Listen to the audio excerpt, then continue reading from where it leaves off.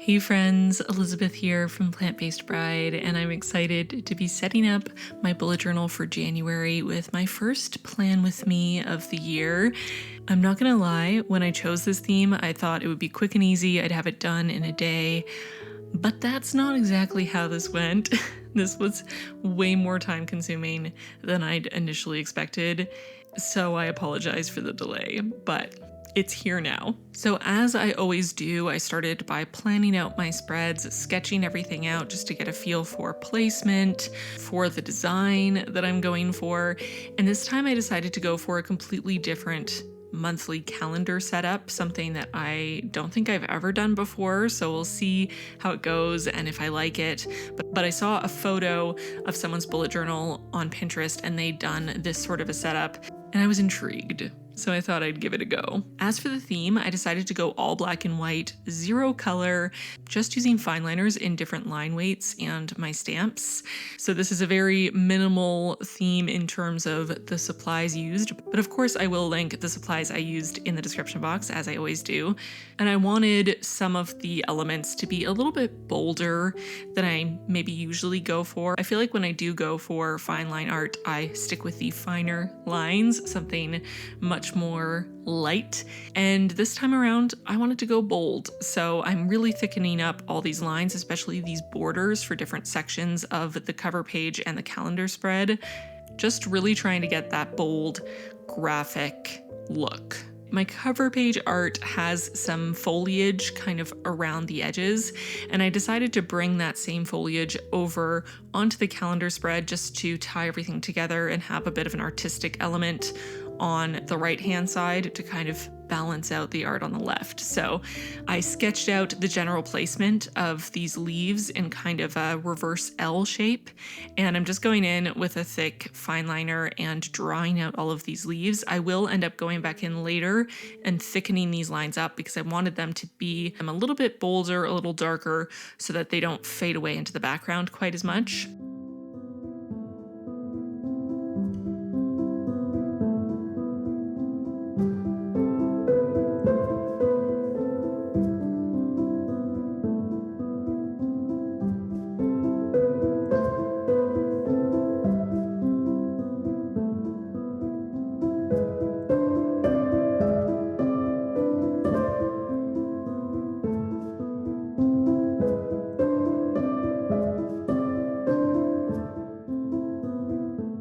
In these two rectangles and this square, I'm adding a finer lined border inside the bigger border because I did add finer lines inside the thicker lines for the frame on the left side. I just wanted to mirror that look on both. And then I'm just putting in all the details for this calendar. So the way this works is you have a smaller calendar, which I'm making in the upper right-hand corner. And then I just have a list from 1 to 31 where I can write the corresponding event. So say I had a meeting on January 10th, then I would highlight the 10th in some way, probably using a Tombow to just add a soft circle around the date.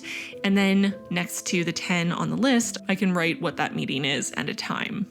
So we'll see how this works. Like I said, I saw it on Pinterest, I was intrigued, so I'll give it a go and let you know what I think next month. I also decided to add this extra little box at the bottom just to add 3 priorities for the month. These are going to, in part, correspond with my quarterly goals and my January focus, which is doing a no-buy for the month of January. Moving over to the cover page art, and I'm starting with foliage, not all the way around, that inner sort of oval type rounded diamond, whatever shape this is, but just kind of bracketing this artwork. I liked the idea of having foliage that seems like it's in the foreground. That kind of adds a bit more dimension to the art here. So I'm starting with that foliage, and then I'm starting to add in the outlines of some of the larger elements of this artwork. So there's going to be a thinner tree on the right, so I can add the outline of that.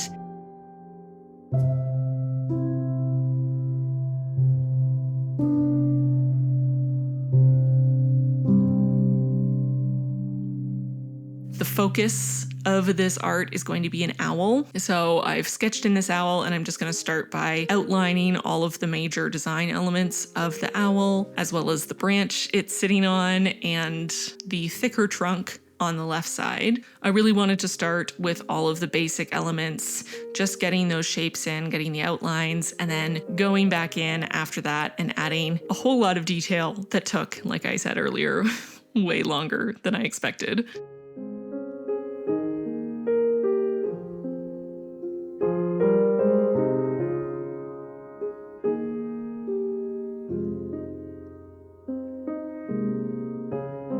I'm also adding a bit of detail in the background, some hills, some trees, a river, just adding some dimension, again, some detail out near the horizon. So now that I have all these basic shapes kind of added in, it's time to go in with details. So I did want to add some sort of grasses on the bank of the river, and the way I decided to do that was drawing little arcs made up of tiny little elongated ovals side by side, and then sort of filling in the edges with black.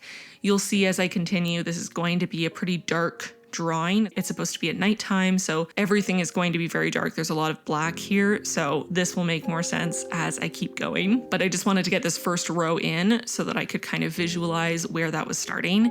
And then I wanted to work on the right-hand side here, starting with a smaller tree. So I'm adding an extra line just a tiny bit inside of that initial outline so that I can hopefully end up with a bit of a white gap between the details of this tree and the other darker details so that you can kind of distinguish between the different elements of the drawing. Once I had that sort of extra outline all the way around, I could add diagonal lines all the way up this trunk just to add a bit of detail. Some lines are thicker, some lines are thinner. They're not all perfectly equidistant, but it does have a bit of a geometric look to it. I also wanted to add thick black outlines to all these leaves, kind of fill in the gaps between them, because like I said, this is a nighttime scene, so everything is going to be very dark as we move forward.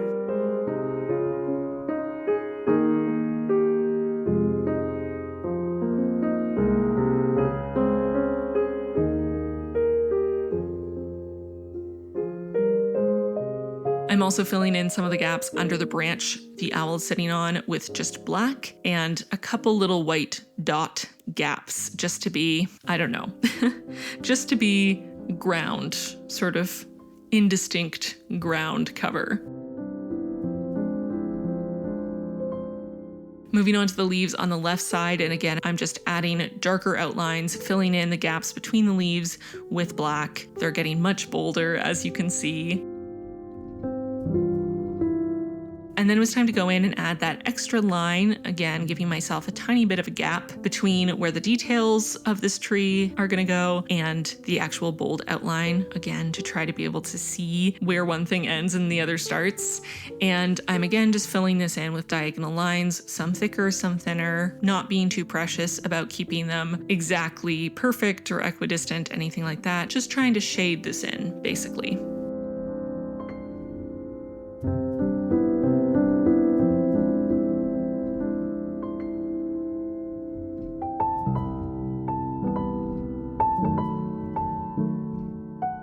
Then I decided to fill in the trees to the right of the river with diagonal lines on one side of each tree to act as the shaded side of each tree, and then just a bunch of sort of wavy, wiggly lines on these hills to the left side of the river, starting pretty light and then adding more and more to get darker on sort of the peaks and on the riverbank, again, just for a bit of dimension.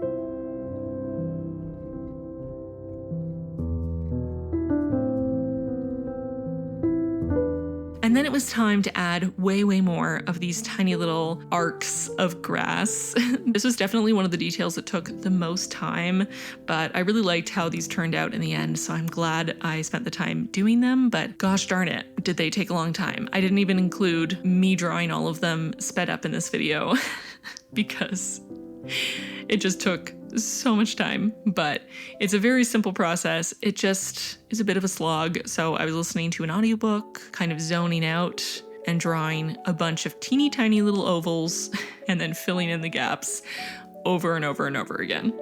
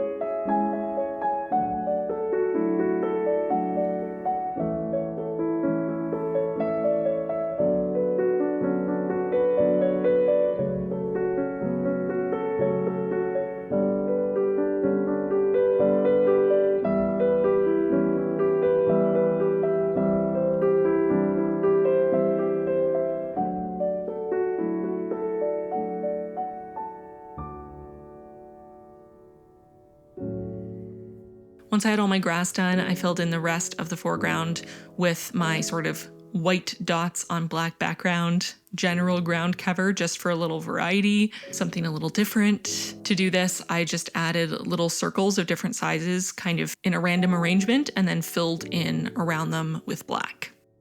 I used my circle template to add my moon in the sky, and then I filled in my river with horizontal lines coming in from both riverbanks, not quite meeting in the center, so the center would be a bit lighter and the edges of the river would be a bit darker, trying to give the look of ripples in the water. And then it was time to give a little more focus to the subject of this drawing, the owl. I've drawn all the different segments, but it was time to start adding detail. So again, I'm starting by adding in little extra lines to delineate where I want gaps to be. Again, to do my best to have a little bit of distinction between the different feathers and areas of the owl, so it's a little clearer to see what it is and it's a little more distinct. And then it was time to add detail to each and every one of these little feathers. So I did a couple different things depending on where I was on the owl. Some feathers really just got lines in the direction the feather's pointing. Some of them got little dots on the tip of the feather and then lines for the rest of the feather. Some of them had dots kind of throughout the feather instead of just at the tip. I tried different things just to get some variety and hopefully make it look a little bit more organic. Then it was time to focus on the head, and I started by adding feathers all the way around the outline of the face, leaving a bit of a gap, again, just to have that white border. And then it was time for the face, which honestly, I was so nervous to do the face. I'd put so many hours into this drawing already, and I was very worried that I was going to ruin it all by making a face that just looked totally off. I'd already sketched it at the start, but I spent more time just really making sure that I was happy with the placement of the eyes and the beak, and then I just went for it. And honestly, I think it turned out pretty well. You know, it's not perfect. I don't think I'll ever say that something I draw or paint or make in general is perfect, but it turned out better than I expected, which I'm very happy about. So starting with the eyes and the beak, getting those darker, more prominent features in, and then just adding little lines radiating out from the center and in from the outside, all the way around to make it look feathered and textured. Going back in to darken those lines a little bit, especially kind of on the edges of the eyes, just to add a little bit more dimension again. And then riding on the high of having finished my owl, it was time to add those final details, get the sky done. I tried to give a bit of an impression of some aurora borealis, the northern lights there. I'm not sure that it really translated the way I wanted, but it is what it is. The sky is just made up of vertical lines, some darker, some lighter, for a little bit of texture, and the moon is just filled in with lots of tiny little dots. And with that, this drawing is basically done. I just went back in and added some more bold areas, really outlined certain elements to try to make them stand out. But hopefully, y'all can see the vision. I feel like you can kind of see the distinction between the different elements of the drawing while still maintaining a very dark nighttime look, which I'm happy about. And at this point, I decided to go back in and really darken up the leaves on the right-hand page. Because the cover page image ended up so dark, the leaves on the right just seemed way too light. So I went back over every single one with a thicker nibbed pen so they would look more intentional. Then I just grabbed my stamps to add the header and also a quote on the right-hand side. And the quote I chose was, "Wisdom lives inside all who are quiet enough to listen for it." And with a couple finishing details, adding a few more tiny little leaves here and there just to balance this out, it's time to move on to the tabs.